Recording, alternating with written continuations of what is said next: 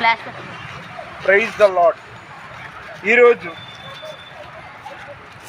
June 12వ తారీఖు 2024వ సంవత్సరం వెలంపల్లి ఫౌండేషన్ అనే పార్క్ దగ్గర, అంటే ఫోర్మెన్ బంగ్లా దగ్గర తీయడం జరిగింది. విశేషం ఏంటంటే బి నిర్మలా టీచర్ గారు దైవభక్తి కుర్రాళ్ళు, నిరాడంబరంగా ఉంటుంది.